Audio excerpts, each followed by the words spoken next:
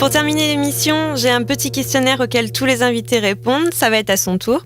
Quel est son groupe ou artiste préféré? So to finish the show, there is the Q&A. So what's your band, or favorite band or artist? The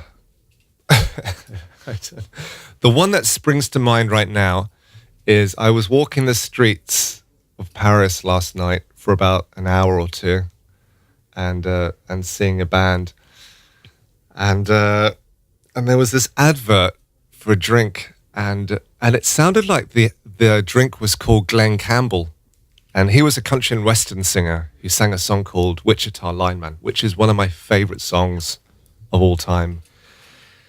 Glenn Campbell. En fait, le seul nom qui me vient en tête là tout de suite, je repense à hier soir quand je me baladais dans les rues de Paris, je marchais pendant 1 ou 2 heures et puis je suis tombé sur cette pub pour boisson où le nom ressemble énormément au chanteur Glenn Campbell, qui est cet artiste western que j'aime beaucoup, donc du coup je dirais Glenn Campbell. Quel est son titre préféré de tous les temps? What's your all-time favorite song? Wow, okay, let's stick on that same tip of Glenn Campbell. Wichita Lineman is probably the greatest song ever written, because it was the song that showed me you could have another universe. You could disappear into... It's a love song about a woman who's fixing telephone lines in the middle of nowhere, and I could just be transported to another part of the world from London just by listening to a song for 3 minutes. The power, right? The power of music, they say. On va rester sur cette suggestion de Glenn Campbell, Wichita Alignment, qui est un morceau assez génial, qui est une histoire d'amour, qui parle d'une femme qui répare des lignes téléphoniques un petit peu au milieu de nulle part, et ça c'est le genre de morceau qui moi me permet de m'évader de mon Londres natal. Très bien. Quel est le premier album qu'il a acheté avec son propre argent? What's the first album you've ever bought with your own money? Wow. Well, the first thing I ever bought was the Smiths. It was a single, just a 7-inch, and it was in the record store, and it was the scariest. I remember being a goth at the time with dyed black hair, and I used to be really red-haired. I used to be a very Irish-looking man, and I saw this scary picture of a woman in black, and I said, "Oh my God!" And the title's called "Girlfriend in a Coma," and I thought, "Wow!" And I need to spend my £1 on that.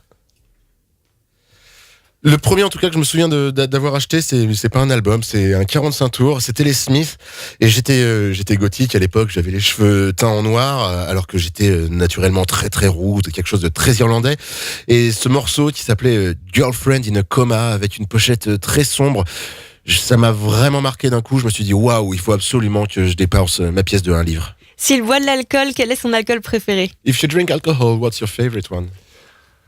It probably is. Actually, it sounds like I've come here from an advertising firm, but it probably is a whiskey. But this is only because, you know, the years of playing gigs, and the only drinks they offer you are beer or a whiskey.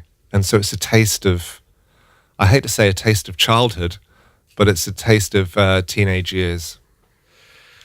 Je dirais, même si ça va faire genre, je suis payé par une compagnie de publicité, je dirais le whisky. En même temps, c'est aussi avec ces années à faire des concerts, finalement, on te propose, quand tu fais des concerts, on ne te propose que de la bière ou du whisky, donc il y a un petit peu ce goût, je vais pas dire ce goût de l'enfance, mais ce goût de l'adolescence et des tournées. Quel artiste il a vu en live et qui l'a vraiment impressionné? Which artist did you see live that really impressed you? Wow. Well, actually, I've got a fear of crowds. So I don't really like standing in a crowd. I think it's maybe from years of being on the London Underground and just being caught on trains. So I generally I go to Glastonbury for about 10 minutes and then I leave because I can't handle it. So the last shows, wow, I mean... I'll have to think. I'll tell you at the end of the interview. Give me 60 seconds. Laisse-moi 60 secondes parce que j'ai pas vraiment quelque chose qui me vient en tête, et en même temps j'ai une certaine peur de la foule. J'aime pas rester debout comme ça dans la foule. Ça me vient peut-être de ces années passées à attendre dans le métro londonien et à être compressé. Par exemple, quand je vais à Glastonbury, je reste 10 minutes et après je pars, mais donne-moi 60 secondes et je vais te trouver quelque chose. Eh bien, on reviendra dessus dans quelques instants. Est-ce qu'il y a un artiste qu'il n'a pas encore vu en live et qu'il aimerait vraiment voir? Is there an artist you haven't seen yet live and you would love to see? Yeah, I mean, I'd love to. I never got a chance to see Nick Cave. I've always been a massive fan of him, and been to a few of his talks where he talks about songwriting and those kinds of things.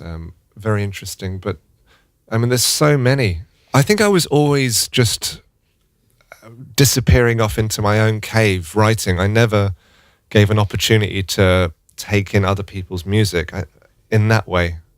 I liked the idea of offering music, but now I feel like I'm in a better place where I can just listen to stuff just for listening's sake, you know.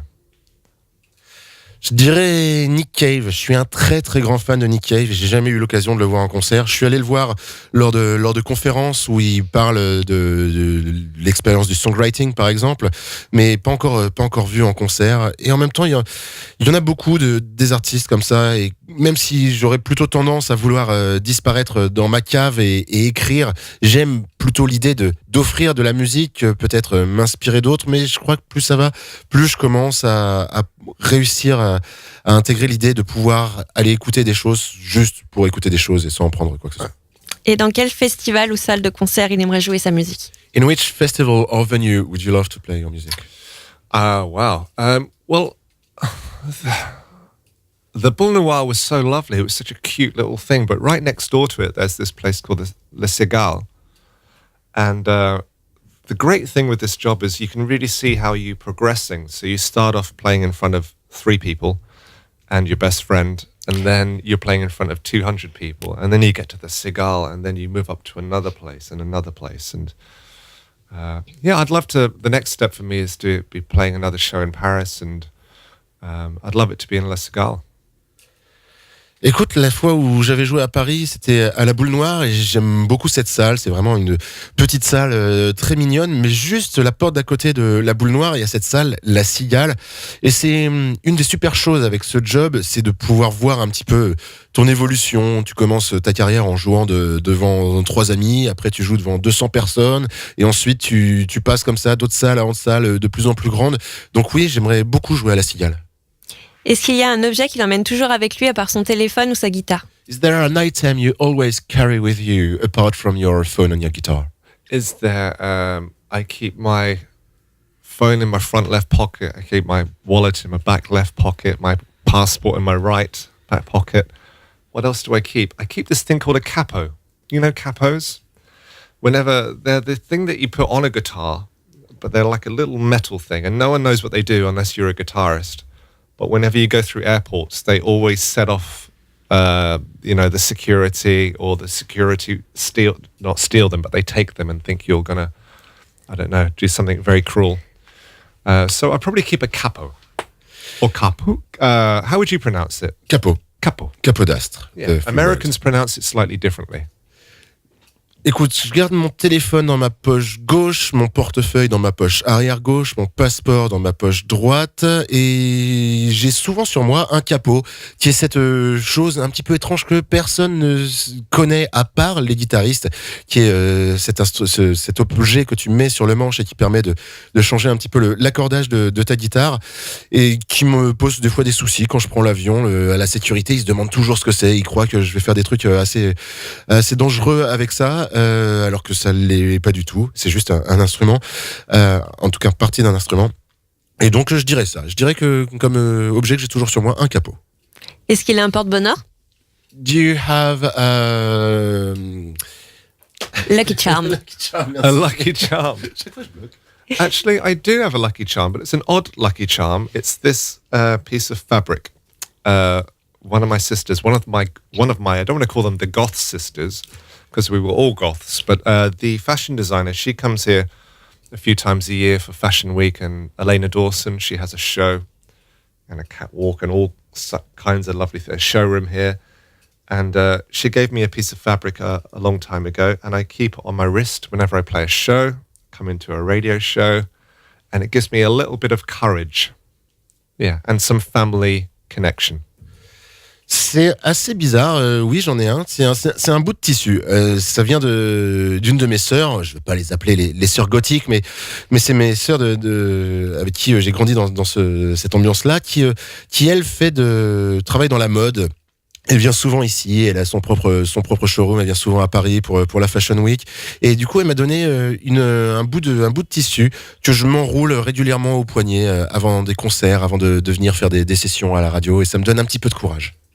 Et s'il n'avait pas fait de musique, quel métier il aurait aimé faire? If you weren't playing music, what kind of job would you have loved to do? Please let me play music, because I would be terrible at anything else. I can't get a real job. It's too late.